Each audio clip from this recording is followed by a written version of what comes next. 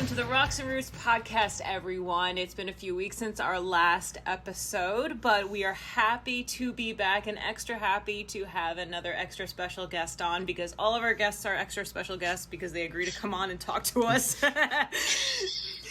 So today we have Catra. We have Catra Corbett, who is an amazing human being. And I'm not just saying that to blow smoke up her ass. She really is an amazing human being. She, her CV is so long, and you know, I'm going to let her tell us all about it, but she is also the author of a wonderful book called Reborn on the Run, My Journey from Addiction to Ultra Marathons. And Catra, when did that come out? That came out in 2018. All right, so 5th year anniversary. So congratulations. Yeah. So 5 years. Yeah. Since I've been living in Bishop. Yeah, that's about right. For 5 years. Wow. She's also completed over 100 100-mile races and then many other achievements that we will get into, but those are the big highlights. So welcome to the Rocks and Roots podcast. Thank you for having me. I appreciate it. Absolutely. So let's start from the beginning. How'd you get into ultra running, hiking, all of the above? So I got clean and sober in 1994, and I started working out in a gym and exercising. And 2 years after I started working out and I had been sober for 2 years, I decided, I had been walking, like 3 miles a day. And I thought, I'm going to try running, just out of the blue. I was like, I'm going to try running tomorrow. I'm going to go out on my 3 miles and I'm going to run it.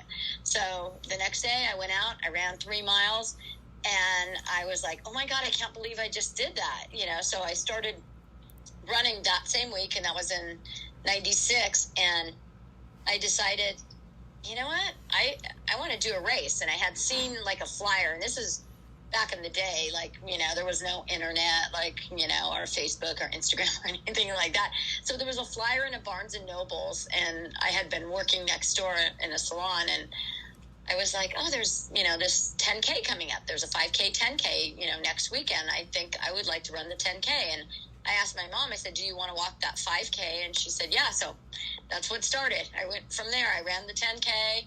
Didn't, just ran as fast as I could, didn't know anything about pacing, didn't know anybody that ran. And I always hated running growing up. So right. This was like funny that I actually decided to do this race.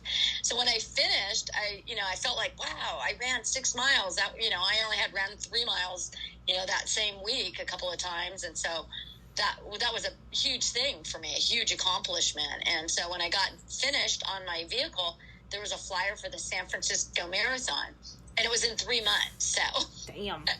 So from there, I decided, oh God, you know what? I want to run a marathon. And I knew it was like 20 something miles, like 26 miles, but I didn't realize it was like 26.2 or whatever. And I asked a friend, and he said, oh, it's 26.2. So I went and bought a book at that same Barnes and Nobles, and I thought, I need to know how to train for this. I don't know anything about running. So I just had to basically skip to the chapter where it says your marathon is in 3 months, because I had 3 months to train for this thing. So it said your long run is 9 miles on Sunday. Okay. So this is long before we had Garmin, GPS, any of that. So I got in my car and I set the odometer. So I went, 4.5 miles out, and it happened to be there was a gas station at that point on the road, and I was like, okay, I know that tomorrow that's going to be my turnaround point. So basically it started from there, my running. Now, did you have any prior running experience before this? No, I hated running. So I got an F in PE. Nice. So much I hated running. I would not dress. So that it wasn't that there was something wrong with me. I refused to dress. When I was in high school, I was like one of those bratty teenage girls, and I was like, nope, I'm not running. Like, we'd have those physical fitness challenges, and I'm like, I'm not doing it. I'd walk around the track. So, and I did play soccer growing up. My father was my coach, but I hated anything to do with running. So it was like my parents forced me into team sports. I was always into dance and things like that. And then my parents are like, she's too quiet when I was younger. Like, we got to get her into team sports and interact with other kids. So I was always in just reading and stuff. And so, yeah, so they forced me into sports, which I did not like anything to do with running. So I kind of refused. So, and then I ended up, look where I'm at now. Well, you're obviously... People that knew me in high school. They're like, you hated running. You hated running. Like, I know. It took me getting sober to get, make me do something else, give me something else, an outlet. Be bored, and then it brought me to other things, fast packing, backpacking. I mean, it's opened up like my world, to doing so many other things, for sure. Well, to go from 0 to 3 and then from 3 to 9, you're obviously a natural at it. So how did you feel after it was work. How did you, I was going to say, how did you feel after those initial runs? What's that? How did you feel after those initial runs? Oh, I felt amazing. I mean, I was exhausted, but it was like for somebody that hated running, because it was weird. It was like it clicked. Like I enjoyed being out there, and knowing that my body was doing something, like I would have never thought I could do that, or never thought I would train for a marathon. Right. So at that point, training for it, it was like each milestone, I was like, oh my God, I can't believe I just achieved that, So, and, after running for like a month and a half, then I was getting to the point where I everything clicked, and it did become easier, the training miles. But I mean, every time I ramped it up, it was, it was a lot. It wasn't, super hard, but, it was a challenge, and, until I, but I was putting in the work. So, Exactly. And my body was, I had still been going to the gym and working out and all of that. So I think that definitely helped. Yes, it wasn't absolutely. like I just went into running from doing nothing. I was riding the bike in the gym, but I was lifting weights. So that definitely, I already had, the muscle that would help, help get me through it. So I wasn't like in pain all the time. That's just running. That's the component that we were missing until recently. We attempted an ultra, and we only made it about 22 miles in. Out of 31. Yeah, and the component that we realized we were missing was resistance training. So we started in January, and we're feeling really good, and we're ready to give it another shot, maybe spring. Yeah. So that makes a huge difference, It definitely makes a huge difference, because when you have the muscle, you're not going to get a sore, your body is not a sore, and just doing the resistance, it's like you build up that muscle so you're stronger, so you're not going to get as fatigued, and you're not going to have those like sore, like your knees aren't going to be sore, and your, glutes or whatever when you're getting to like mile 22 and you're like, oh shit, everything hurts and I'm dying. Exactly. So hopefully this time it will be a breeze. Thank you. So what resistance training would you recommend for long distance runners? Like when, you go into core stuff. A lot of core stuff. So like ab workout, because that's the most important thing, is if you don't have a stable core, then everything else is going to be thrown off. So, and we as runners naturally have weak glutes, so focus on glutes. And even now I have weak glutes. As I've gotten older, it's gotten harder to keep the muscle on and keep building muscle. It's like everything was fine until about 3 years ago, and I'm 58 now. So it was like, oh man, I really have to work harder to like keep the muscle and not wither away. So, and I noticed that my glutes just naturally started getting weaker, which you would think I'm going in the mountains all the time. They wouldn't, but exactly. Yeah. So I wasn't doing enough of like squats and things like that. Okay. And you just start losing your strength and your and glutes, like my massage therapist, she's like, you have that right glute is weaker than the left glute. It's like you start compensating for one thing and the other. But definitely core and definitely glute strength is really important. Okay. Done. We're going to do plank after this. Yes. I know. And dead bugs and crunch. Things, all the things. Yep. So how did you do in that first marathon? I did awesome. I finished like in 4:05, 4:10. That's incredible. Like that. But I had no, I didn't know pacing so I did feel like the last 2 miles, Dead. My legs felt like they were being stuck to the ground. They started getting that heavy feeling, and it was like, I kept hearing about this wall thing. And back then they didn't have gels. There was one company that made a gel It wasn't like Cliff or Goo or anybody like that. It was called Squeezy, I think. It was like a European company. Gotcha. So I bought one at the, expo, and they're like, oh yeah, take this at mile like 23. And so because they're like, when you hit the wall, and I was like, what's this wall I'm like gonna hit? So right around, I would say a little bit after 23, I was like, oh, I better take this gel thing, glucose or whatever. But it was like all of a sudden, like my legs got really heavy. But I was pushing to go fast, and I was running with this kid that I worked with at the time. He like signed up the weekend before, and he lied, he was 17. You had to be 18. Okay, yeah. He made his parents sign up for it. But he ran cross country and stuff in high school, right. And he was still in high school. He was graduating, but he kept hearing about me training for it. He's like, I'm going to run that marathon too, Catra. So we ran together a big chunk, and then he ended up falling apart, and his friend who didn't train at all, who was in college, also signed up, and he beat both of us. But he couldn't walk for like a week after that guy. So anyways, I'm coming into, because you have to run around the stadium in San Francisco. So I'm coming in, and it's like, I got to sprint. I mean, I gave it everything I had at the end, and like, I couldn't, the minute I stopped, like everything shut down. Yep. Like, my legs, I could hardly walk up the steps. It's so funny when you think about it now, and I'm like, oh my God, I could not literally walk up the stadium steps. I mean, whatever was left was done. Like the minute I hit that finish line, it was like, you are going to be limping for the next day and a half. So, and it, because I hadn't run 26 miles before, I think the longest training run I did, I think, was 22.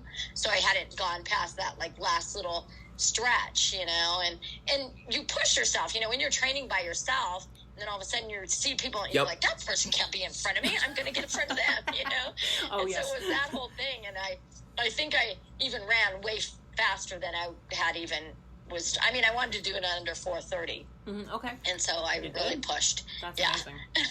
So that's what was my little goal I gave myself. You know what? You need a goal, because then it's willy-nilly. It's maybe then I'll do 450. You know what? Let's do 5. And that just spirals. So yes, it's awesome to have a goal in mind. But I don't even know how fast I was running. I don't even think I had a watch back then. Right. Like I must have had a watch. And I might have had like some cheapy Timex thing, but it was like I didn't know how many miles I was running. I just went by like the driving. I would drive and know where I was going to run. And there was actually, when I was training for the marathon, there was this trail, and one side was dirt and one side was paved, and it had like mile markers. So that was, like from one end to the other end, it was 10 miles each way. So then you just ran a couple more miles to get the rest of your training. So that helped, but I didn't know like my pace, what I was running, because I didn't have a watch that told me that. I was just like, okay, I'm going to run this fast and try to, get there in this amount of time. So, and nowadays, even in marathons, they have those people with the pace signs. Yes. So you get into your corral. They didn't have that back then. Like, everybody just jammed together. But that's so convenient now, because you have somebody that you're like, okay, I got to follow that person with that sign. Yeah, and exactly. That's going to be my group. Yeah. So I had no idea. I was just like running. That's crazy. I mean, you went the natural progression, but in a truncated way, which is fantastic. Yeah. So it was like from your road marathon, you went to a trail marathon. Am I right in your book? Well, yeah. So the second year, so I ran 2 marathons that first year. And the second year, I decided I was going to run every marathon in California. There you go. Wow. I ran a lot of them. I didn't run all of them because there was like some were like a few on the same weekend. But what brought me to the trails was some of these marathons were trail marathons, because there was obviously not like all these big marathons. You had San Francisco, you had like LA, like those were the bigger ones, right? Avenue of the Giants and things like that. But then there was, because I was trying to run basically almost every weekend. Some weekends I had 2 marathons. So my very first trail marathon, I showed up, and it was like pouring rain, like hurricane winds, and my mom went with me, and she was just going to like hang out and wait. And she goes, they're not going to have this race. I'm like, yes, they will. It was like horrendous conditions, and everybody just kind of sat around in their car. And then the race director was like, yeah, it got canceled, because there's no way, the park will let us have this. Right. So we're going to have it again in like a couple of months or whatever it was. So we went home, and in my head, as I'm driving, I'm like, well, I was going to run a marathon today. I'm going to run a marathon around Fremont. So and it's pouring rain still. It's, you know, this big storm in the Bay Area. And I get home and I said, I'm going to go running. And she's like, what? And I go, no, I'm going to go run a marathon right now. I go, I know my route, and I'm going to go, you know, along the canal and do my marathon. And my mom's like, you're fucking nuts. So I went and I ran a marathon. So I think it was like a month later when I did the trail marathon. And so my mom once again went with me. It was beautiful, sunny. And I had I even gone on a trail yet? I might have went on the other side of the Alameda Creek where it was dirt. Okay. You know, that's not even a trail, but to me that was a trail. But this was like up and down, and it was in the Marin Headlands. So it's like very hilly, and, you know, the Marin Headlands in San Francisco, beautiful, you know, views. But it was like you did 2 loops. So the half marathon did 1 loop, and then you did the 2 loops. And so I finished my first loop, and my mom's like, are you done? And I'm like, no. And she's like, why are you so slow? I mean, and to me, I mean, it was fast for me. It was like 5 hours and 15 minutes to run a trail marathon, you know. It's like, that was a decent time coming from running on the road, you know. Back then, I had no trail experience. So that was just, you know, it was crazy. I was like, oh my God, I'm going to fall and die. I'm going to get lost. Like, there was no, like, I was so used to like water every mile there. And I had read in the, you know, the rules, like you have to carry a water bottle. And I was like, I got to carry a water bottle. Like, you have to get a waist thing, you know. And I had corresponded with the race director, and I'm like, what do I have to get? He goes, oh, you can go to a running store and they sell these belts, and they have a bottle holder in there. So I went and got one of those, and there was like no food. There was like cookies left on the side of like near a restroom at mile 12 or something, you know, with some jugs of water. And it was like, so I learned real quick. I'm like, wow, this was hard, but I enjoyed it. I was like, oh my God, this is like, it's so different. It was kind of scary being out in the woods, but after that I was just like, I like this. So I started doing all the trail, you know, because I was doing trail marathons and road marathons. And I started at some point I was doing back to back. I would do like a marathon, and then the next day, if they were close enough for me to drive, like within a 5-hour radius, you know, I could do this one the next day. And then I started running with people on these trails, and they were talking about ultra marathons, and I was like, I would listen. I'm like, ultra marathon, and then I finally were like, what is an ultra marathon? And they're like, oh, it's, you know, 50K. And I was like, okay, well, what's 50? They're like 31 miles. And there's 50 miles and 100. And I had heard of, you know, 100 mile. I had heard of Western States. I knew about that race from my dad, because my dad was a big time runner. And he, you know, they used to have it on like Wide World of Sports. They would air Western States back in the day a couple of times. Yeah. So I knew what a 100 miler, there was a 100 miler. And I was like, I just didn't know what it was called. You know, I just thought there was only a few crazy people that did that. And these people were like, oh no, there's 50Ks. And so there was this older gentleman, and I was doing all these races, and his name was Jim, and we became friends. And he had done like every state, run a marathon twice in every state. And then he was, you know, he had done a couple of ultras, like 50Ks.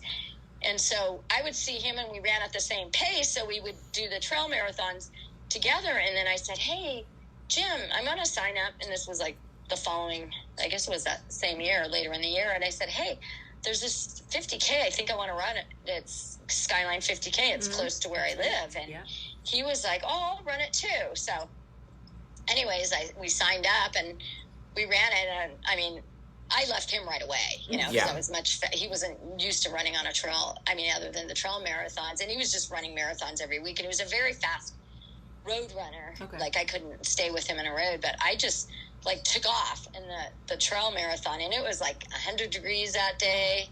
I mean, the 50K. And right as we were starting, there was like this big hill, and I was running the whole thing, and people are like, is this your first ultra? I'm like, why are they all walking? And I'm like, yeah. They're like, well, you should probably be walking this hill. It's a long climb. And I was thinking, who are these old men, and why are they telling me I have to walk? I'm not going to walk.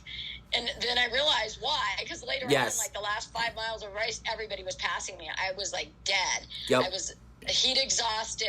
Like, I wasn't eating. I didn't drink enough. Like, I did everything wrong, but I finished. And I mean, it's like the last 3 miles of that race was on this asphalt that goes around this lake, and I was just like dying. I was like, everything hurts, and so I finished, and then I, like 2 weeks later, ran a 50 miler. I'm like, I'm going to do a 50 miler. And then right after that, I did another 50K, and then there was another 50 miler, and it was another horrendous conditions, pouring rain, really bad. And I was dating this guy at this point, and Kevin's like, are you going to run this? And I said, yes, I'm going to run it. So he's like, oh my God, you're crazy. So he's like, okay, I'll bring you to the start. And it was in Napa or somewhere. It was in Napa, yeah. Nice, very or Shasta, I think. And so he, we got to the start line, and the race director was like, you guys could switch. The 50 milers can switch to the 50K if you want to change right now. Like, we'll let you change, or in the middle of the race, we'll let you change and not give you a DNF. But if you want to change now, we'll let you start in 45 minutes later after the 50 milers. And I was like, no, my boyfriend's like, you should probably drop down. And I'm like, no, I'm doing the 50 miler. So off we went, and it was like in the dark, pouring rain. There was maybe 25 of us that ran it. So right out of the gate, it's pouring rain, horrendous conditions. And we like go right into a puddle, like a stream, actually. Like the whole trail was flooded. And so I was running with this guy. Sorry. That's okay. But I was running with this guy, and he was, whoops, what happened? Are you guys sorry about that? That's okay. I was running with this guy, and he's like, he started talking about, oh, this isn't so bad. I run some 100 milers in worse conditions. And so he started talking about his 100 miles that he had run. There you and go. I was thinking to myself, in that race, I already knew, I told myself, if you finish this race because of those conditions, you're going to sign up for a 100 miler. So just being around this older man, once again, it was all old men that were doing this back then. I mean, I was considered young for doing ultras, like at 31 years old, 32 years old back then. Now there's a lot of younger people. So it was all these older guys like in their 50s. So, and he was going on and on. He ran Western States, ran Wasatch. He was like naming all these races. And I was like, these 100 milers. He's crazy. He's amazing. So I finished. And actually in that race, I think ended up, only about out of the 25 people that went for the 50 milers, only like 12 of us ended up staying. Like some of them dropped back down so I ended up finishing last, but I finished. I didn't care. I'm going to still go, because the race director's like, you can, drop down now. And I'm like, nope. And when I finished, it was like sunny, the clouds had lifted. It was like beautiful. And, so I finished, and right away I knew, I'm signing up for, I got to see when there's a 100 miler. So like 2 months, I think it was 2 months later, was Rocky Raccoon in Texas. So I signed up for it, and that took me from within a 4-month period, I ran my first 100 miler from doing my first ultra. Well, so I just went for it. That's crazy. And not only that, you went to do your first 100 in a completely different climate. Oh my God. I didn't think it was hot, and it was humid, and it was in February. I didn't know. I thought, why am I so wet? Something's did I have a pack? No, I didn't have a water pack back then. So I just have the waist thing, but I was like, this is crazy. I was sweating, my feet were swelling. I didn't know that when you jumped from, because I hadn't even run 100K. A lot of people will do 100K and then go to 100 miles. So I went from 50, and then I'm doing 50 miles more, which if you think about it, that's a lot more miles than you've ever done. Yes. So I went from 50 to 100. And so I tried to plan as best as I could, and I thought, I knew I had read up somewhere, at that point I was getting Ultra Running magazine, so I had read, articles about, people's experiences. So I was like, okay, I need to have socks. I need to have different socks, and change my socks, because it was 20-mile loops, and 20-mile loops. So I was like, okay, I got to change my socks every 20 miles, because my feet are, so I don't get blisters and this, that, and the other. Well, I didn't realize that my feet were going to swell, really swell, because I hadn't run, and that's another 50 miles further than I ran. Now my feet don't swell like that. It's I wear a half size bigger anyways, and I'll wear a thicker sock to start with, and then change to a thinner, and everything is fine. Okay. But then I didn't know, and I was still wearing my shoes as if I was a road runner. And I didn't even have trail shoes. I don't even think they made them. They made them the following year. I think I got Of course. Or trail running shoes. So I'm in road running shoes that just fit, perfectly fine, not extra big or anything. And my feet were blistered. Oh my God, they were getting so bad. So I think I was on my 3rd mile 60. The blisters got really bad. So I had somebody tape them up. They taped them with duct tape. Yep. There was no good kind of tape back then. So they just taped. They're like, oh my God, yeah, you got really bad blisters. Well, we'll just tape them up, with duct tape. They taped my feet up. So I went the next round, another 20-mile loop, and now it's going to be night. And I had never experienced running through the night. I'm falling asleep on my feet. At the time, I'd been sober now for a few years, and I didn't even drink coffee back then because I just thought, oh, that was like doing drugs, like doing speed, because that was my drug of choice with meth. So I'm like literally like a drunk wandering around the trail, and this girl comes up, and she's like, are you okay? And I'm like, I can't stay awake. And she goes, and I go, I need some coffee, because at this point I'm like, I'll get coffee at the aid station. Yes. So we come into the aid station together, and they don't have any coffee. And I was like, oh my God, what am I going to do? And she goes, oh no, I have these caffeine pills. And I was like, what is it? And, I never heard of caffeine pills. And she's like, it's a no-dose. And I'm like, oh, no, I don't do drugs. I wasn't even doing Advil back then. Right. And she goes, no, it's not drugs. Trust me. She goes, you're not going to be able to keep going if you don't take some caffeine. She goes, so break it in half, take half now, and save the half for later on. Right. She goes, trust me, it's not drugs. And, and I was getting desperate at that point. I was like, she's probably right. So she continued on, and I took it at the aid station. She told me to make sure I ate. So I ate something with it. And then, I want to say within 10 minutes, I was like, wow. I wasn't doing caffeine back then. So you think about when somebody's not used to doing caffeine. Yep. It was like, woo, I was so wired. So she helped me out, and I still know her to this day. Oh, Kim. bless. Love it. And she's on her way to finishing 100 miles. She's at 85 into it, and she's 63, 64. Nice. Yeah, great. so she's still around, and we're still friends. And she knows I wrote about her, and I was like, you saved me. It was you with that caffeine. And so I was able to get back around now at this point. And so I have one more loop left, and I come in, and at this point my feet were they were hurting so bad. And I'm like, I got to take these shoes off. I got to change my socks one more time. And I go, can we take this, do something? And my feet are, and the blisters had swollen back up. Yeah. And they had popped a couple of them. So the guy went to rip the tape off, Oof. and the skin came off the bottom. Yep. So it was like a silver dollar size on the bottom of both of my, he ripped the one on the ball of my foot. Oh. And I was like, just leave the other one. And I'm screaming, and they're like, you're not going to continue going, are you? And then my boyfriend happened to be there, and he's like, you're not going on, are you? It's like, I came here to run 100 fucking miles. I'm going to go. Yep. You're going to go do it. Just tape it back up, do something. It was burning, and so, like I said, I didn't even take Advil back then, so I had no Advil. And I just, at some point, I think I took that other caffeine, and I just took off and went, and just, wheeled my way around the next loop and finished, and was, so out of it, but so elated at the same time. I'm like, I cannot believe, and my boyfriend's like, I cannot believe you ran 100 miles. And I'm like, I know. Who, it's like, I didn't know anybody did that. And here I am with all these people that were encouraging me the whole way and giving me advice. I was like, this is amazing. So we get to the hotel, and actually I left without getting my shirt, my finisher shirt. I'm like, we got to get my finisher shirt. You got to go back and get it, and I had my buckle. And so he drove back, and I went to take a bath. And of course I'm trying to put my feet in there. And I'm like, I couldn't even stand up. So I got out of the bath, I changed, and I'm crawling around, and he comes in and he goes, what are you doing? And I go, well, have you seen my ultra running magazine? Because I brought my magazine. And he goes, we got to get ready to, to go. We had 10 minutes to get out of the hotel and to get on the flight that we were flying back home. I didn't even get to sleep or anything yet.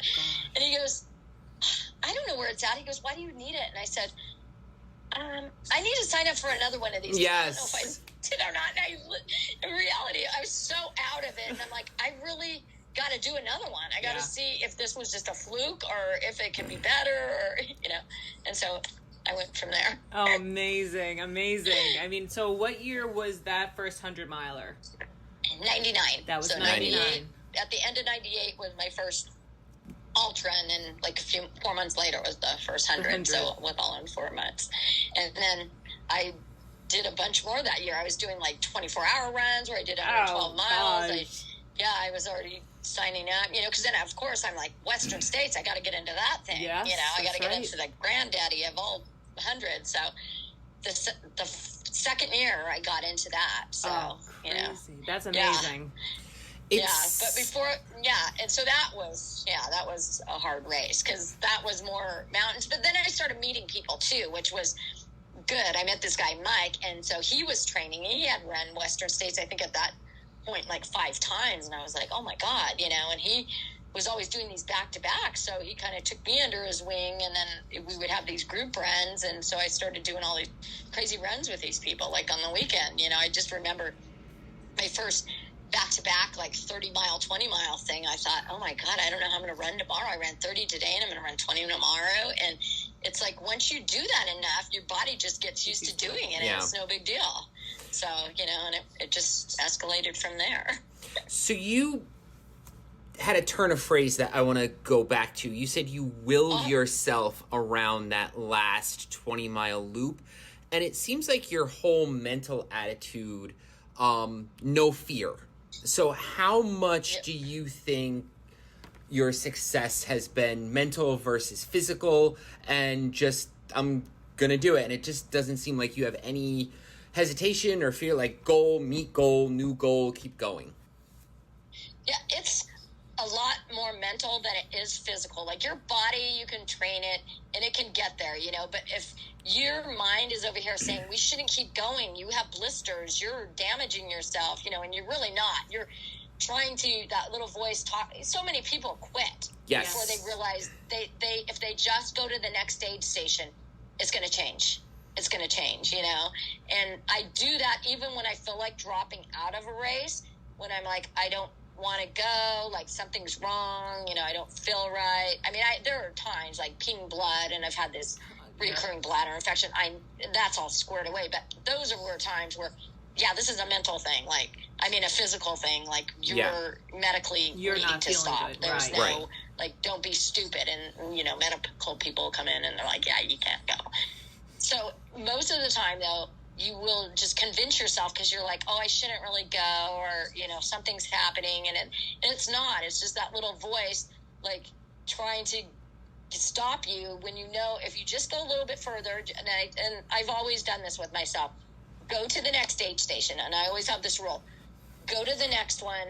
And when you get there, if it really is something is wrong and like you can't, it's going to be damaged, like your hamstring, you can't run, but try to walk and maybe it'll get better, then So it is, like, especially, we haven't talked about the 200s, but that's the 200s is totally that. And I can't stress this enough, anybody can run 200 miles because it's a lot of hiking. Yes. If you, like, I meet so many PCT hikers when I'm out training, and, it's like, I'm like, you guys are doing big days, 25, 35 miles a day. You could do an ultra. I said, especially you could do a 200 miler. All you got to do is hike 52 miles a day, and and that's without sleep. But if you threw running in there, you're able to go 52 miles, no problem. And so a lot of it is hiking, and the majority of it is mental. Because people think, oh my God, I run 100, but I can't do 200. That is just insane. And it's like, well, because you're thinking of it as 200, not like running 200 miles. It's a slower pace. It's not like when you're running your 100 miler, you're like, okay, I got to finish. My goal is like 24, and when you have a 30-hour cutoff time. Yeah, it's totally different in a 200. You have to realize you're going to have sleep stations. Right. You get to sleep. You eat a lot because you're going 23 miles in between some aid stations. So you're in the wilderness. It's basically, like I said, it's fast packing. Yes. You're doing lots of miles in a shorter amount of time instead of if you were just walking slowly and hiking through the wilderness. So you're throwing some running with power hiking in there. Right. And So you get to an aid station and you will sit down because they have a list of food. Like, they don't have stuff sitting out like they do in a traditional 100. Like, there's some sandwiches over here. You know, they prepare because people are coming in and they're like grabbing and going. And in a 200-mile race, it's so people trickle in. So they you know, maybe you want a vegan burger. Maybe you know, I'm vegan, so they'll make me vegan, gluten-free. And so you sit down and you're changing your socks. You're taking, because you know, you're like, okay, it's going to be like 6 hours before I get to the next aid station. Right. So you're doing your calories at that aid station to get you through to the next one as you're hiking up a hill. Because usually a lot of the aid stations are down because they can't put a lot of aid stations up high because you're in the mountains mostly. So they're in accessible locations. So it's usually lower. So you eat and then you're burning your food off, digesting as you're hiking up. And then by the time you run in another hour and a half, 2 hours while you're climbing, you're fine. It's all digested. So basically you're between each aid station is a different race, basically. Yes. Yeah. And how you look at it, you don't look at it as a bigger picture. Like in 100, you're like, you should break it down smaller. And in 200, you even break it down smaller. You just pretty much go, okay, do a 25-mile section, do a 25-mile section, do a 20, you know, I'm going to have an aid station in between those sections, or, you know, so I like them way better because you feel like you're really in a backpacking or fast packing thing by yourself. Sometimes I'm completely out there by myself. Oh, I'm sure. Like, I won't see somebody for a couple of hours, you know, because maybe they're just behind me, but I haven't seen them because I'm going through the mountains and I can't see behind me that they're, you know, coming up. And until I get to an aid station, then that's when I'll see some people. Mm-hmm. And a lot of times what you do is that, like, if you're going through the night and you don't have a pacer, you will team up with somebody. So, and it's just it's a known thing in 200s. You're like, hey, you know, John, you want to, or do you have a pacer? No, I don't. I'm like, oh, do you want to go through the night together? Oh, yeah. Okay. Give me 5 more minutes and let's go. You know, and then you just, you know, have conversations with somebody, and then somebody else will be hearing you say that. Oh, can I go with you guys too to get through? And you help each other through. Right. And, you know, and I've been to aid stations in a 200 where somebody comes in and they're like, I can't keep going. I need to drop. I'm too tired. And I look and I'm like, oh, well, you know what? We're all tired here. Let's look at you. Let's reassess the situation. Do you have an injury? No, I'm just exhausted. Okay, well, take 15 minutes. Take a nap. And if you don't feel like sleeping right now, just go hike to the next aid station with us and then see how you feel. And I've gotten people to leave that were like ready to quit. And they're like, oh yeah, she's right. Like, yeah, maybe I'm just tired and I need a nap. Right. And so that's what, people get like that in 200s because it's so daunting when you're thinking about how far away 200 miles is. You know, it is a long ways. And I never look at it like that. That's why I feel like it's easier. I'm like, oh no, I'm just going to go do another 30 miles right now, you know, and then I'll take a nap over there. Yeah, so, yeah, it's people look at me like I'm crazy, but I've gotten so many people to sign up, and they're like, it is actually a more relaxed race. So people that have a harder time making those cutoffs in a 100-miler, you know, maybe they're not the fastest in the group, they can get through a 200. The only cutoffs that are tighter in a 200 are usually the first two, so like mile 15 and mile 30, but still, I have literally walked the whole first section of one, and I just to prove that you still have 45 minutes ahead of a cutoff walking 15 miles to the aid station. Wow. And that's when I was feeling like crap, when I'm like, I don't know if I'm going to be able to do it. And then you feel better, and then it starts stretching out because it allows you time to sleep. So that's why the time starts, you bank time is what you're doing. Easier, so by the time you get to mile 30, you have 12 hours to get to 50K, which is a long time. A long time, yeah. You know? Yeah, so, and then when you get to mile 50, you're to the point where you have like 24 hours sometimes, it depends on the race, to get to the 50K point. So that's a long time. Yeah. And see, it's allowing for the sleep in there too. Okay. So it start accumulating. So, so when I get to a mile 100, I usually have 6 hours ahead of the cutoff. So I'm like, okay, now I can sleep for 3 hours. I still have 3 hours, and I know I'm going to build that hours back up because then it's extending more. And by the time I finish, if I'm not having my best race, I'm still like 12 hours ahead of the finish, the cutoff time. So, Yeah. So it's basically how it's set up. You have to do 52 miles a day. Okay. Yeah. And that's pretty much averaging 52 miles a day. And usually the first day you're doing more than that in the first 24 hours. So that's why you look at your time and then you're like, oh yeah.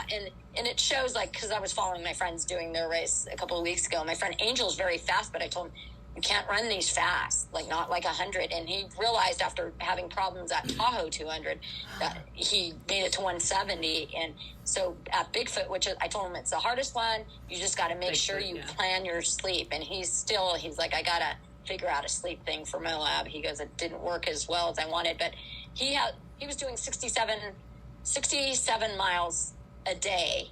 And then it slowed down to where it was like to 42 miles a day, because he was not sleeping and he was sitting and resting and not sleeping. But still, he finished with plenty of time to spare. But he's like, I got to figure out the sleep thing. Because you do get to, if you do too much caffeine before you get to a sleep station, you can't sleep. Yeah.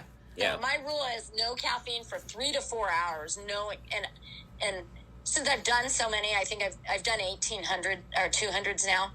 Okay. That I have a plan because it's gone bad before, like where I'm stumbling in the wilderness, hallucinating. So I told myself no caffeine 3 to 4 hours and always have your plan. Like I always sleep when I get to mile 100 or if it's a little bit further, like 110. It depends where the aid station checkpoint is set up. But that's my hard and fast rule. I got to sleep for 2 to 3 hours there because that may be all the sleep I'm going to get. And then after that, I can... I'll be with my pacer, at mile 150, and I'm like, I'm going to sleep for 5 minutes, set your alarm, and I'll wake up in 3 and be ready to go. And they're like, you only slept 3 minutes. I go, I feel great. I feel great. Like, it's exactly. Weird how your mind is like, okay, I'm good now. Let's go. Yeah, so, that goes back to that mental thing. As long as I get 3 hours sleep, I'm good. Wow. Yeah, what Catra is talking about with Bigfoot and Tahoe is destination trail races. 3 major 200-mile races, and they are amazing. And one goes around Tahoe Lake, where it's like a half around Tahoe and then back, and then one goes around Mount St. Helens, and then one is in Moab, Utah. Which is amazing. They're beautiful, beautiful races. Yes. So, and beautiful places. So you're just like, instead of like backpacking all of that in a 2-week thing, you're like, oh, I could just do it in, 105 hours, and see it just as fast. So let's move on to, because we've backpacked a little bit of the JMT, but you've done... the fastest known time on the John Muir. The double. Still, yes. That was before your 200-mile races, right? Or was that before you started? Before my 200-milers. Oh, okay. Yeah, no, I haven't run. There was no 200-mile races yet. Oh, okay. That was in 2004. All right. I was and I was already fat, doing the JMT, and I would go out and sleep and do it always. Under 7 days was always my goal for 210 miles or long, once you go down Whitney, it's longer, but And so I decided one year being out there, me and my ex-husband, we were doing it, together, and it was in 2003, and we met these 2 guys, and they were talking about their friend who had hiked it twice. And he goes, he hiked and ran it a little bit, and he finished it in 18 days, I think he said. And I was like, well, I'm going to do it in 12 days. It just came out of my mouth. And my husband looked at me and he's like, I'm not going with you. I'm like, that's okay. I'm like, I'll go by myself. So the following year, I decided that I was going to do yo-yo of it. And actually my fastest time for one direction was starting in Yosemite, going to the top of Whitney on that particular fast pack. So I did it in 5 days, 15 hours to the top of Whitney. 5 days, 15 hours. Okay. And that's more climbing that direction. Yeah. And then just turned around and came back. So, and I had, I felt great going out, but the minute I had to turn around and come back, it was like I had blisters, everything started hurting. I was taking Advil, I was crying, I was popping, my feet were infected. It was just not good. And if I knew what I know now, because now I've done it so many times and I know how to get out of the wilderness. I live close to the trail now in Bishop. Yeah. I didn't know how to get out. I only knew that you had to go back. And you had to go back. Right. There was no, like, I didn't know Mammoth was going to take me out. I can get over to Mammoth here. I can go over here. I didn't know any of that. I was just too new to anything. So I probably, on that, I might have bailed out, because when I was coming on the way back, and this is like, I think we did have cell phones back then, but they didn't work. There was a payphone like at Red's Meadow where I was able to call my husband and say, meet me in Tuolumne and I'll be there tomorrow at this time. Right. But since I didn't have a GPS or, InReach or spot device, there was no way, you couldn't say, hey, guess what? I'm having an issue. I'm not going to make it there on that time, which ended up happening. Oh, boy. So, so I was hoping to get there by the time the grill was still open, but I didn't show up. I was supposed to get there by 6, I think was my guesstimated time that we figured that I would get there the next day, because I wasn't going to sleep. It was going to be a 30-something hour push. And I ended up getting there it was dark, so it must have been 9 o'clock. And he's like, where were you? What took you so, and I was behind this mule train, and I kept having to stop and let them pass because I was popping my blisters. And so, I got into Tuolumne, and then I ended up just doing another push all the way to the finish. So, and that was still, to this day, that is the hardest thing I've ever done in my entire life. Oh, wow. It's just like pushing yourself when you don't even want to go. And at the end, my husband, my stepson at the time, Austin, was 13 or 14, and it was 24 miles to the valley, to the finish. Okay. And this other kid, Albert, was 19. He was a climber. They both went with me to the finish. So I just remember in the middle of the night, they couldn't stay awake. So I'm feeding them no.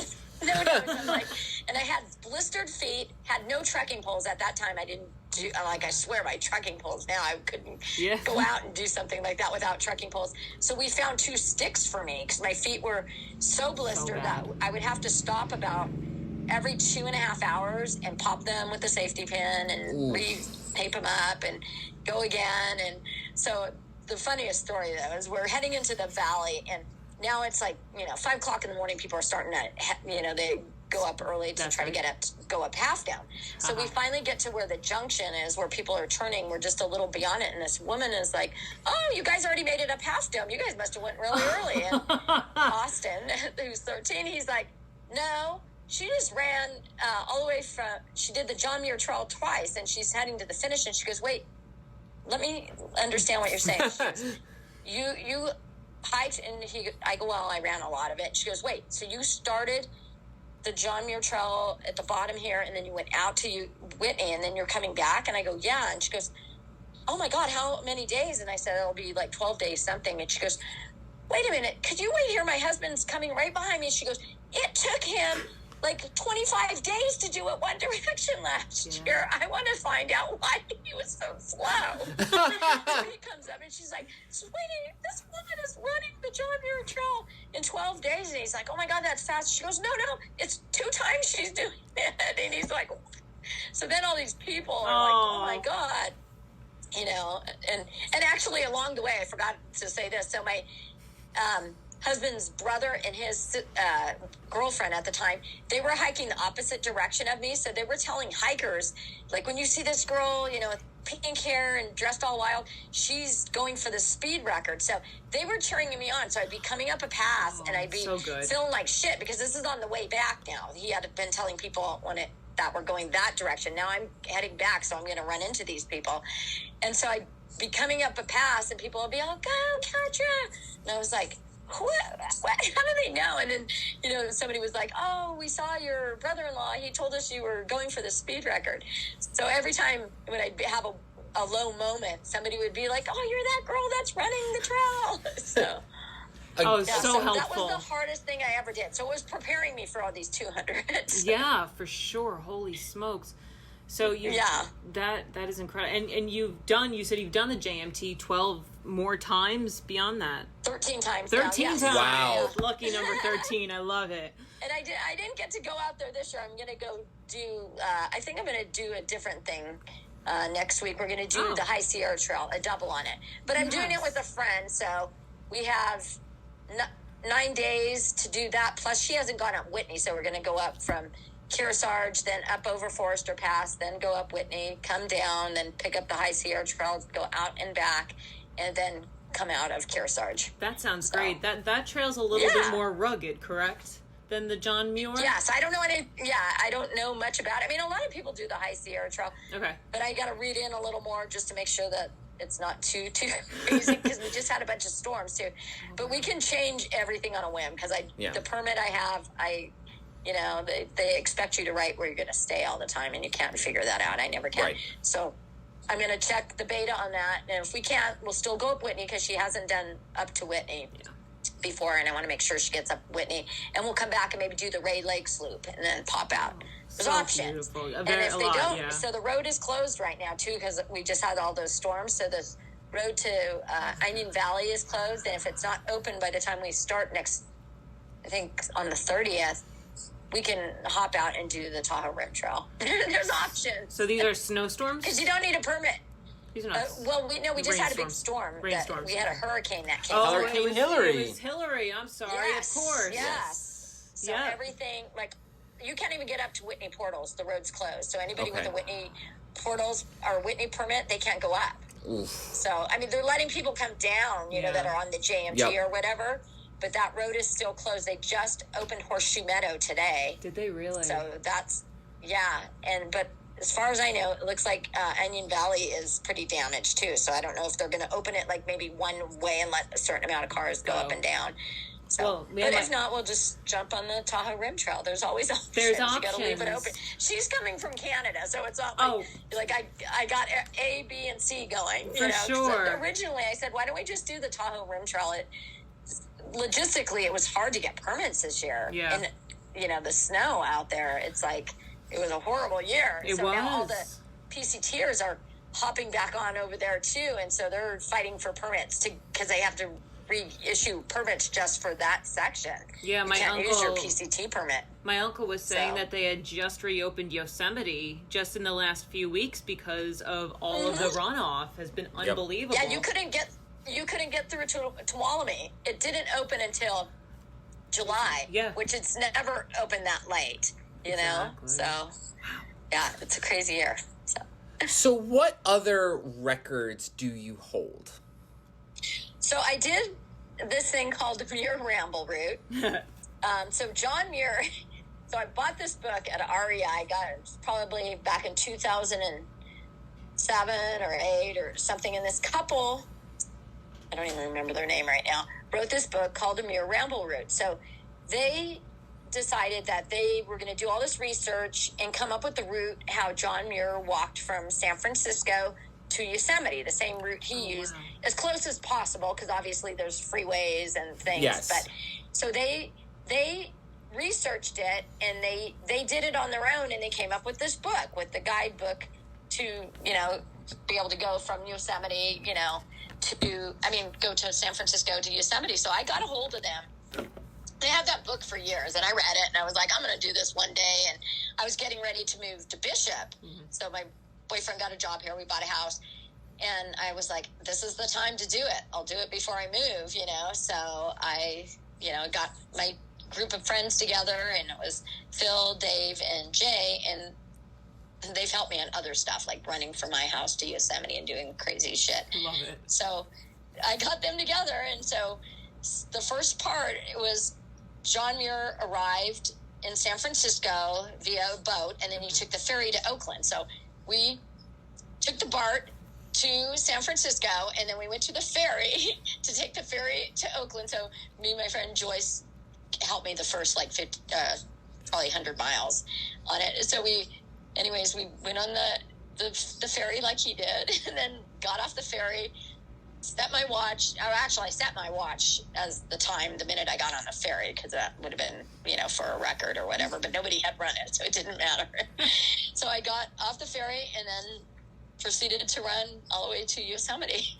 Wow. That's amazing. I ran 50 to 60 miles a day, and I did sleep in there.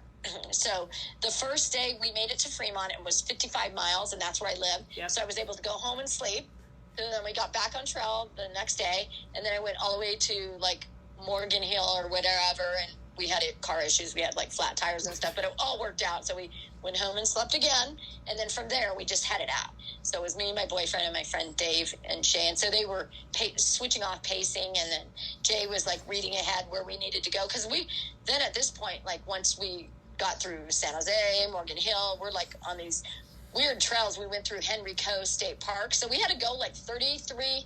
Well, it was supposed to only be 33 miles until we saw our crew. It ended up being like 40 miles because this gate on the other side had been locked for years that we didn't know about. This, we're going by this book, and this book is totally, you can't even follow it because of things that have changed through the years. And we've let them know, and they've updated their website to say, like, don't go by the guidebook, things have changed.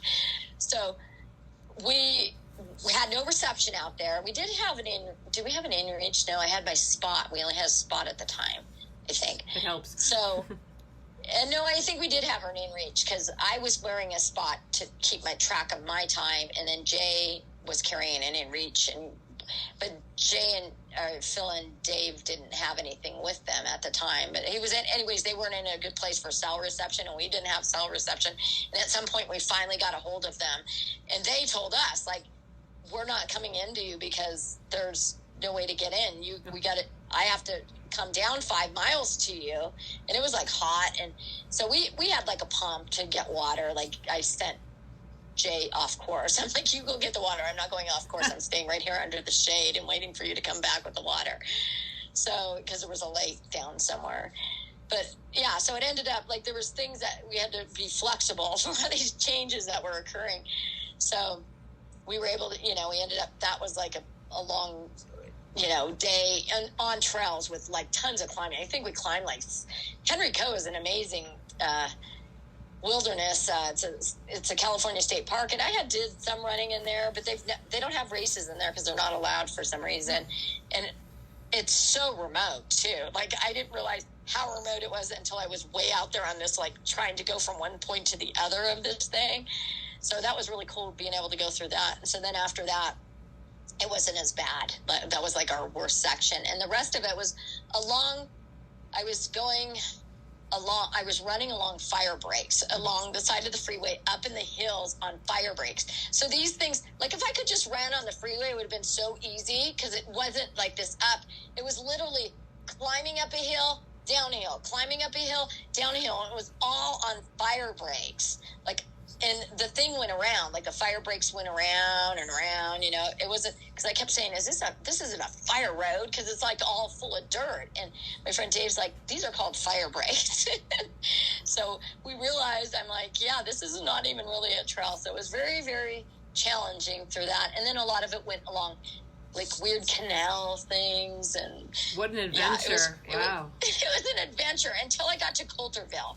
And that was the best part of the course is you get to this little town on the outskirts of Yosemite. And it happened to be we were going to get onto this old abandoned road that was the very first road that went into Yosemite. Oh, wow. So we had this big section of, I think from there into Yosemite was about 65 miles, and Phil had to leave us, so he wasn't going to be able to crew us. So Dave and Jay had to wear packs with all the gear. They were just carrying their food. They ate more than me. Like, I had enough for me to go, and I had my running pack, but we had a filter and some Mylar blankets because we knew we were going to have to sleep at some point, after we got to mile 45 or whatever, and then continue the rest. So we get onto this Coulterville thing, and it was just really cool being on this old historic road. There was pieces of the road you could still see, and we get to it's old growth of these giant trees. I forget what the name of the little place is. So we crossed the road there, and that's when all hell broke loose. So this guidebook had been written years before. There was 3 fires that went through there. Okay. So, and I had kind of went up there to check it out one time, and I was like, I don't see where there's a road over here. So luckily they were really good at navigating, but it took us a long time because we had to get to this fire tower that was through there. We were climbing over trees that had fallen over and all this overgrowth that was taller than me. We were bushwhacking. It took a long time just to get to this fire tower to get through there. And then we ended up into Tuolumne, and then we took this old road into Yosemite. So we're now at 5 miles, and we slept in the middle of this thing at night with just like Mylar blankets. Like huddled together. Luckily, there was no mosquitoes. Thank God. And it was not freezing cold. So we were very lucky because we knew we were going to have to sleep at some point. So we were like 5 miles from Yosemite Valley on this old road. And me and Phil had run it the year before, like starting from the valley floor and ran and then came down the road into the valley. And I was like, oh, this is totally doable. It's a rock scramble, but you can kind of see the road. Well, that winter, we didn't know, but there was this huge rock fall in there. So now at this point, we get to this one point, and like I said, we're 5 miles from the valley. Like you could see the valley, you can see things. You're up on this like rocky thing, and all of a sudden there's a drop off straight down. There's no more road. The thing's gone. I mean, it wasn't really much of a road. It was a rock scramble before, but now it's like a drop off. And I just started crying. I was like, and my friend Jay is freaking out. He's like, we can't go through there. And then Dave's like, calm down, you guys. We can get across. I'm like, no, we can't. We're going to die. And I was so exhausted. So he figured out a way. He went up and over. He goes, you guys, we're totally going to be okay. So he found us a way around all of this. And I was like scared. I was like crying. I'm like, I'm going to die. I'm going to die. I know I'm going to die. And I'm like, this is all for nothing, So he's like, just calm down. And then me and Jay, who were freaking out, we made it across. And as soon as we got across that point, then I just took off. And they're like, where are you going? I'm like, just follow me. I know where to go. And they're like, how do you know where you're going? I'm like, I know. I just know. Yeah. So we made it to the valley. And actually inside of what is the name of this? Oh my God. The Alpine Club or some organization, there's like a little building inside of Yosemite, and they actually have a book. So like if you do the Muir Ramble route, you sign the book. Well, of course, we finished like at 6. The thing's not open, and still to this day, I never got to sign my book, but I have a picture of me standing on the thing, and, But I'm like, she's the people that wrote the book. They're like, there's a book in there, you can sign it. And I was like, okay. So one of these days, they're going to go back with my date and my time. That's awesome. So yeah, and the cool thing was there was this woman I met, because we had written all over the car, Dirt Diva, Muir Ramble route, blah blah blah, and I had all these my running sponsors like helped out, and this woman and her wife happened to drive by, and they drove up, and I'm sitting in a chair, and my crew's standing out there doing stuff, and I'm eating, and they're like, who's doing a Muir Ramble route? And they're like, oh, Catra, this is Catra over here. She goes, oh my God, you're running it? And I go, yeah. And she goes, I'm hiking it. So she was walking. She was a school teacher from Oakland, and she started in San Francisco, and she was doing it like in a 2-month period. Yep. And her wife was following her doing camp. They were camping out each day. Nice. And they had their dogs with them, and I thought it was really cool. So we like took a picture together. So, but I don't think anybody else has run it. As far as I know, they haven't. That's great. So that's another record. Yeah. How many miles total is that entire journey? So it's supposed to be 310, but it was more like 300, and I think we got variation from 324 to 334. Okay. So Okay. I think my final thing was 334 because of all that off-route. stuff. And, Right. So yeah, it ended up being longer and I did that in 7 days something, I think. You're Under incredible. 8 days, I think it was. That's amazing. But a lot of it was flat too. It wasn't until I Yeah. got like into the Coulterville, or other than the couple of Henry Coe, a lot of it was like very runnable, fast, yeah. like Right. along canals and the heat. And I had my crew they'd meet me like every 10 to 15 miles or something. So Yeah. Fantastic. So you mentioned when you first started doing your ultras that you were running with old men. That's one of the things that kind of gives me hope that I like about the sport, is that you could do it up through your 60s and 70s, 80s, 70s, 80s. yeah, well, now a lot of it's amazing. You see, I mean, in the 200s, there's 70-year-olds finishing the 200s. Wow. That's amazing. And there's people starting So we have a long way to go. guy Gene. Yes. Yeah, this guy Gene, he started running like in his when he's 60, and he has like world records at 70 in the marathon. That's amazing. I'm just like, that's amazing, because you don't like I've been doing it for so long. I'm like, when I hear like I'm too old, or then women are like, you know what, you made us believe that we can do it. And I'm like 55 and I started running. I'm like, good for you. You're not damaged. Your body can go a lot longer. Like, I'm getting to the point where I'm like, ow, everything hurts, but it's like, as long as I keep doing the cross training and I know, and eating correctly, that helps still fight off some of it. But I mean, it's just, my body's been running since I was 30 years old. So, and I'm 58 now. So that's a long time. So people start slowing down, Right. We don't want to keep That's you why too I like much. the 200s. Yeah, yeah. That's why I like the 200s. It's more mellow for me. I'm like, I don't feel pressure. I enjoy it. Which is why you can keep doing this sport up until, your 70s, because the longer races are more about planning and a mental aspect rather than speed. Yeah. Yeah. But we don't want to keep you too much longer, but you had mentioned a little bit eating right. We talked about the gym early on in our conversation. Mm-hmm. What is a typical day like for you training? So it all depends what like in the summer I train a lot because I love getting out, and now living in Bishop, I like going up in the mountains. So I'll go up, I'll go up Bishop Pass, go down the backside, try to get in like a 20-miler a few times a week, or do longer stuff like on the weekend. I can go out and do like a 30-miler as long as I know. I check the weather because I know I'm going to be out for a long time. And, going up over a pass, you may get stuck. You can't go over a pass if the storm comes in. Yep. So I always carry like an inReach with me or a spot device so my boyfriend knows, like, if I'm not moving, he knows I'm not injured. Right. He can tell where I'm at, see the map, like, there's a storm. And he's a pilot, so he knows, like, when the weather's coming in. Yep. He's like, oh, okay, she's stopped. She's, resting. Because usually if I'm doing like a point-to-point thing, he's tracking me because he's going to pick me up. He'll usually run into me. Like, he'll come over a pass and run in and then meet me and go back out. So I try to keep my mileage up in the summer. Like, if I'm doing a 200-miler, I try to even do a solo 100-mile training run in there. So I try to do like 150-mile weeks sometimes. Gotcha.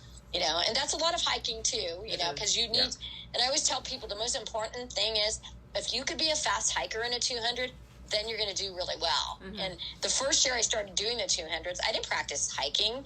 Like, I didn't even think about it. And now when I'm going up the pass, like, I'm looking at my time and I'm like, okay, I'm going to try to get to the top of, Bishop Pass in a certain amount of time. I'm going to try to really maintain like 3 miles an hour going even uphill up a pass when it's, up at 12,000 feet. So if I can do that and then run down the backside, I feel like I'm doing good, if I can maintain and just keep pushing myself to stay at that exact same speed going uphill. So interesting. So in the summer I like to do higher mileage because I like being out all day. Outside, of course. I mean, it's a beautiful place, and like this year though, I've been really sad because it's like I couldn't even get back there. Just the weather.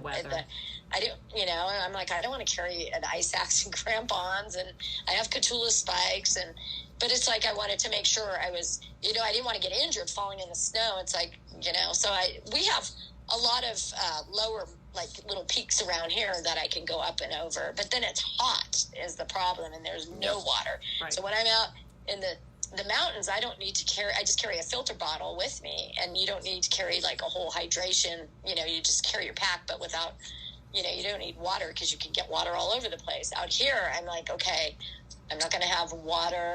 I have to go off this way to go get water because we do have a lot of water in different canals and stuff. Mm-hmm. But there's some places I go where it's like a 30-mile stretch with one place to get water. Yeah. Yeah, it's a lot of planning goes into it. And it's hot. And it's hot. And it's hot. But this year, like, places that normally didn't have water have water. Right. Like, all of our canals in town are running. Like, I don't, like, this summer when we finally got, like, our triple digits, it was not a big deal. There was water everywhere, so, which is nice. And normally, I mean, I've been here for 5 years, and I haven't even seen half these places filled with water. Like, these are overflow canals that they use occasionally, and this is the first time they're using them. And all of the water, like South Lake and North Lake and Lake Sabrina, they're full. It's beautiful. That's amazing. Like, I'm like, oh, they didn't. Thank God. I've been living here 5 years, and I didn't know they were supposed to look like that. Well, Catra, we're going to wrap it up, but we would love to have you back to talk about your puppies. And yes, of course. Yes. My newest guys. Yes, he's in training. He's going to be an ultrarunner. He's too young. He just turned 1. Oh, bless so him. Yes. And they're all named after Eastern Sierra Mountains. So we got Mount Whitney, we got Baxter Pass, and then we got Forester Pass. Oh, they are too cute. And on Instagram, Thank you. Catra always posts pictures and videos of her puppies, and I'm here for it. But Catra, we appreciate you so much coming on. Would you mind giving? You. Yes, of course. Would you mind giving your all of your socials and the name of your book once again, please? Yes. So my book is called Reborn on the Run, and you could, if you want to get an autographed copy through me, you can go to Catra Corbett, CORBETT.com, and my Instagram handle is DirtDiva333. My Facebook account is just Catra Corbett. I have an athlete page on there as well. And I have Twitter, DirtDiva33. And YouTube, I think, or, oh my God, what's the other one? TikTok. Yes. DirtDiva33 on that one as well, I think. Well, yeah, we follow all of that, folks. Instagram, yes. So follow me there. We will put it all on our show notes as well. Perfect. And once again, Catra, thank you. You've been amazing. Thank you. Oh, your story is so inspirational. Thank you so much. You. And folks, as ever, because we always forget our TikTok names too, it's Rocks. It's Rocks_Roots_pod. We are Rocks_and_Roots_podcast on Instagram. We have an email, and I've checked it more because Catra and I've emailed, so I'm better at that. Yeah, that's all. That's it. That was amazing. All right, folks, we'll catch you at the next one. Ciao.